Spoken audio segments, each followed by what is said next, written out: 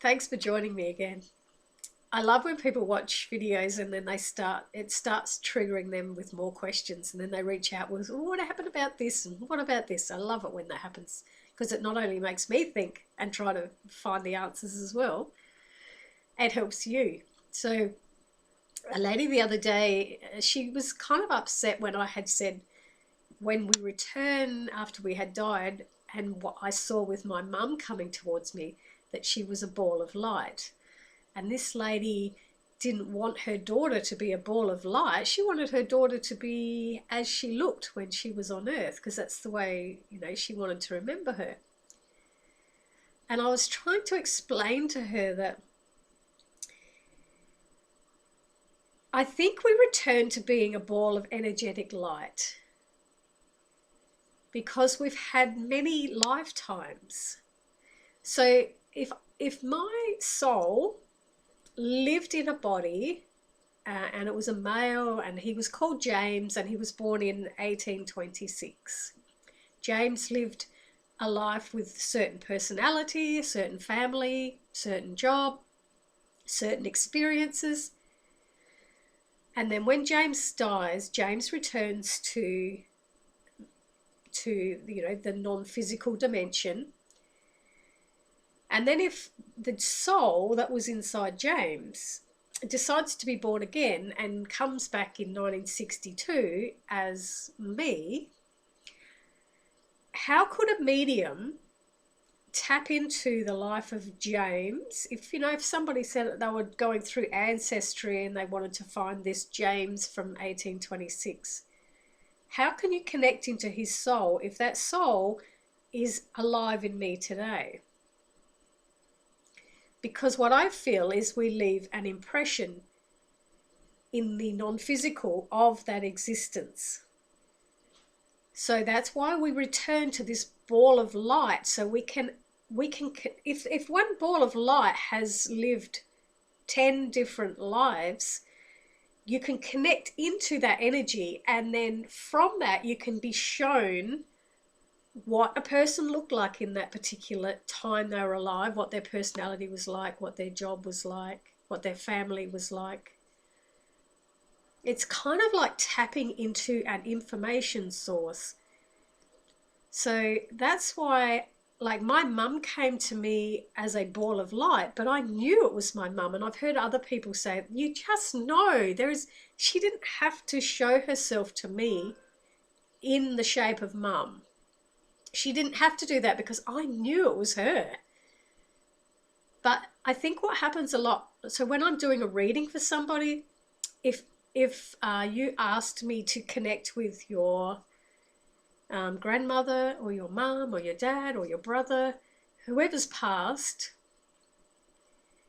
you can give me a photo of what they looked like. But when I tap into their energy, they quite often want to take me back to when they were 20 years old or 25 years old, because that's maybe a time when their life was so interesting and they just loved that part of their life and they want to keep going back to that time.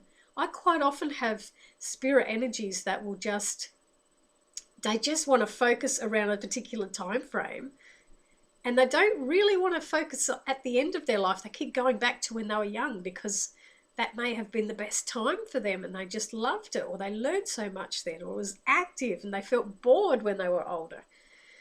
And yet the person that is alive, especially if you were trying to connect with a grandparent and they just kept taking, in a reading, they kept taking you back to when they were a teenager, you may be thinking, well, I don't want to know about when they were a teenager. I want to know about when I was born and how I impacted on their life and what happened between us. And, then it can become disappointing because they don't want to talk about you. They don't want to give you a message. It becomes they just want to share what they remember about their life at that particular time. So that's more like the person that's alive is, that's our egos. Our egos, when we are alive, we will say, I want to hear from someone. I want a message from them. But do we give them messages as well? Does it work the other way? what I want to hear from them, but do you also talk to them all the time? And are they talking to you and you're not hearing them? So I think that's why we return to this ball of light, because it contains all the lives that were lived. Our medium can tap into that ball and retract different information. And I will say to somebody, well, I don't ask spirit. I allow them to share with me what they want to share. I don't ask them questions. I allow them, because to me it's like they'll share what they want to share, what was important to them. I had this guy once, like a spirit energy that was in my home, and I find also that they can be very much in their energy like they were on Earth. So they have to show themselves in my home, not as a ball of energy, because then I'm not going to know who it is if it's not my relative. Like, I'm in a human body, so I'm not going to know that there's energy that who it is. So they will show themselves in my home as a human. So we had a male figure, and he was like over there. He wouldn't come close to me. He wouldn't come close to any other members of the family. He just stood a fair distance from us and was kind of like watching us. And that sort of happened on a Monday, it was at the beginning of the week. And then as each day went along in that week, he got closer. Like on the Tuesday, he moved a little bit closer. By the Wednesday, he was like pretty close to me. And I wasn't asking him who he was or what he was there for. I was just allowing him to be in the space. And then it came to the Friday, and he was really, really close to me, and he was following me. Before that, he was like showing up and going and showing up and going. But by the Friday, he was following me around the house everywhere, and I thought, he's just about ready to communicate. Then on the Saturday, I was sitting on the lounge, and I had a phone call from a lady who I know, and she said to me, I would like to buy a reading off you, but it's not for me. I'd like to buy it as a gift for a lady. She can't afford a reading of her own. And I just really want to be able to, I'll pay for it. Would you be able to do the reading for her? And I said, of course.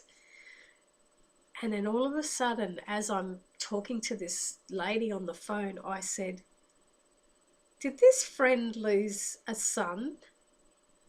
And as I said those words, that spirit energy that had been in my home for a week came in and sat on the lounge next to me. I felt his energy right next to me, and I heard the name Todd. And I said, did she lose a son? And this lady on the phone said, yes, she did lose a son. And I said, was he called Todd? She said, he was called Todd. And I said, he had been in my home waiting for the whole week, because he knew that this interaction was going to happen. He knew this lady was going to buy a reading for her mum. And he was already here waiting. He knew it was all going to unfold that way. So then I did the reading for this lady, and Todd's brother also came through. So I had two of them, had both died. One died from suicide and one died from an accident. And I had both the boys. I gave so much information to the mum in the reading, and it brought her tremendous comfort to know, because they will give me information that brings you comfort. It doesn't have to mean anything to me. It's they know what you want to hear. So they'll give you what you want to hear, because they know that that's what you're looking for. You're looking for some kind of comfort. I've also had spirits come through where I have been focusing on a particular person and someone else will butt in. And I often think they probably were someone in life that were very forceful and very bossy type people. And if someone in the family was trying to speak, and they would always speak over the top of them.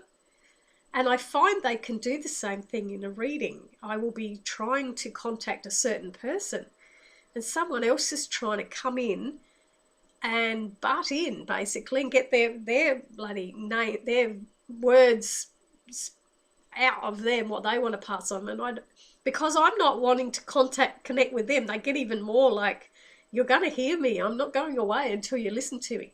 So what I'll do in that instance is not write it down. I'll just sit there and say, you speak, tell me what you need to know. And then they finish telling me what they need, they go. And then I can have a clear connection to the person I was trying to connect with in the first place. So it's a little bit like when you've got when you've got a little kid that runs into a room and they interrupt a conversation because they have to speak. So you let them speak and then they go again. I do the same thing with spirit that does that. Sometimes they are just so much like their personality that they were like on earth, where they're quiet and they'll stand back and want to know who I am first. They're not just going to trust me. They'll sit there and watch my energy. And I've had a few that have been in my house for a couple of days before they suddenly give me all the information. Maybe they're just watching me and seeing if they like my energy before they're going to share. And they probably were people like that on earth, where they didn't trust everybody. They had to get that trust first before they shared information with them. Or maybe they're really, really chatty. I had a man here, a spirit of a man here once, and his daughter was coming to my home to visit me, and I didn't know she was coming. And about 2 days beforehand, I was walking down my passage and I felt this energy of this spirit man, and he was like, my daughter's going to come, my daughter's going to come. And I didn't know who the daughter was, right? So, and then the next day I got a phone call from someone who I hadn't seen for a really long time, and she said, can I come around for a coffee? And I said, yeah. And as soon as I hung up, I thought, it's your dad that's here. And then that morning that she was coming, I was in the passageway and he's behind me like a little kid. He was so excited. He was like, she's coming, her car's about to pull up, and she'll be here in a minute.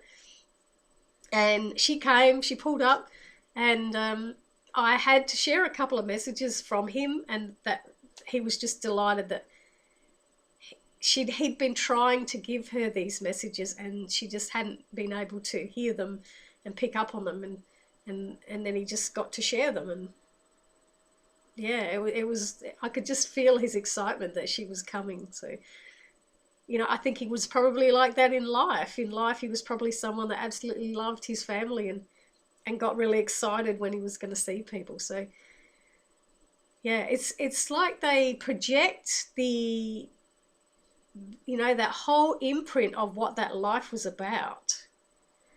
They can still project that. They can show somebody what they looked like at a certain age. They can show someone their life at a certain time, which was where they loved it. They can show you where a house was that they absolutely loved living there because their memories are so good. So yeah, I think that's why we go back to that ball of light, so that we can tap into that any kind of life that particular soul lived. So I hope you understand where I was coming from with that, and it makes sense to you. And thank you so much for listening again.